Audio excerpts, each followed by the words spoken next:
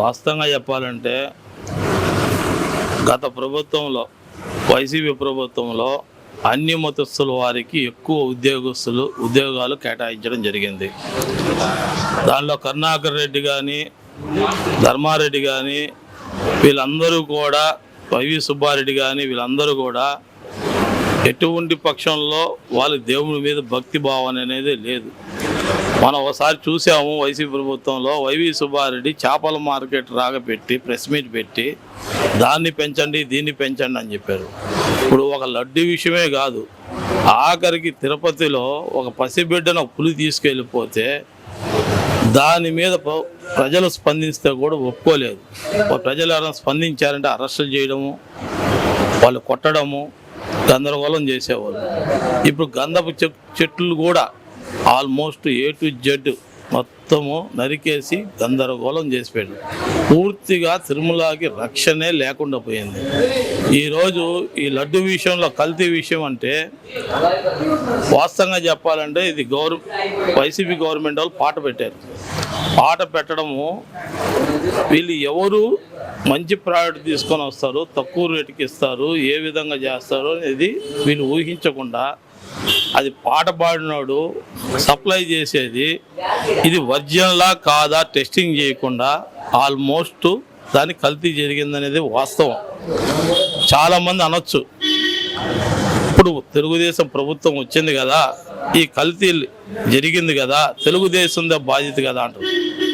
వాస్తవం తెలుగుదేశం ప్రభుత్వం వచ్చిన తర్వాత టీటీడీలో ఆ మెంబర్స్ని కేటాయించడంలో లేట్ జరిగింది. లేట్ జరిగిన తర్వాత వాళ్ళలో కొంతమంది అంటే ఆడ కూడా వైసీపీకి అభిమానులు ఉంటారు, తెలుగుదేశం పార్టీ అభిమానులు ఉంటారు కాబట్టి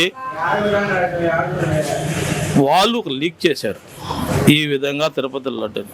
మనము భారతదేశంలో ఎప్పుడు కూడా నాకు తెలిసి చిన్నతనంలో నుంచి ఒక పసిబిడ్డను తీసుకోపోవడం కానీ, తిరుపతి లడ్డు కల్తీ జరగడం కానీ, అన్ని మొత్తం ప్రచారం చేయడం కానీ ఇవన్నీ మనం చూడాల వినలా కూడా. అంటే నాకు 40 సంవత్సరాలు ఉన్నాయి. 45 సంవత్సరాల్లో ఆ రోజు కూడా లైట్లు లేనప్పుడు కూడా భక్తులు వెంకటేశ్వర దగ్గరికి పోతే భక్తులకి ఎలాంటి కీడు జరగలేదు. ఓ పులి వచ్చడము, మనుషుని తీసుకెళ్ళిపోవడము, లేకపోతే కొరకడము చేయడము, ఈ దాడులు లేవు. ఆడ బాధ్యతారహితంగా వదిలేసి ఎవరి ఇష్ట ప్రకారం వాళ్ళు చేశారు కాబట్టి ఇది బయటకు వచ్చింది. బయటకు వచ్చిన దాన్ని వీళ్ళు దాన్ని నిర్ధారణ చేసుకోవాలి. జరగలేదు, మేము వాళ్ళ మీద కావాలంటే పొలాల్లోనూ దాన్ని వదిలేసి పంది మాంసం ఇంత రేటు ఉందా అంత రేటు ఉందా. ఇక్కడ పంది కొవ్వు కాదు, జంతువులు కొవ్వు కాదు, వాటి నూనెను వాడారు. వాటి నూనె కల్తీ.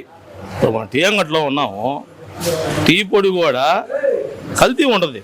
అది టీ పొడి గింజలు అవసరం లేదు, ఇది కల్తీగా కాదా అనేది మనకు నిర్ధారణ కావాలి. అప్పుడు జరిగింది కాబట్టి వాళ్ళు ఇంటిమేషన్ ఇచ్చారు కాబట్టి ఈరోజు మన ఆంధ్రప్రదేశ్లో దాడులు జరగటంలే, జగన్ దిష్టి బొమ్మలు తగలబెట్టంలే. ఎక్కడైతే చెన్నైలో కల్తీ జరిగిందో ఆ ప్రోడక్ట్ మీద వాళ్ళే తిరగబడ్డారు అంటే అది నాస్తి రకమైనది. ఆ రాష్ట్రం వాళ్ళే గుర్తించారు కదా. దీన్ని ఖచ్చితంగా ఈరోజు మామూలు బయట కూడా నెయ్యి కొనాలంటే ఇది ఒరిజినల్ పంది కొవ్వుతో అంత అనుమానం వచ్చేసింది. పవిత్రమైన దేవస్థానంలో ఇలాంటి చేయడం ఎందువల్లంటే పూర్తిగా ధర్మారెడ్డికి కానీ, వైవి సుబ్బారెడ్డికి కానీ, జగన్మోహన్ రెడ్డికి కానీ తిరుమల తిరుపతి దేవస్థానాల మీద వీళ్ళకి అభిమానం లేదు, దేవుడి మీద భక్తి లేదు. వీళ్ళు ఇష్టారాజ్యంగా చేశారు, వదిలేశారు. ఇష్టారాజ్యంగా కల్తీ జరిగింది. ఇది 100% వాస్తవమే.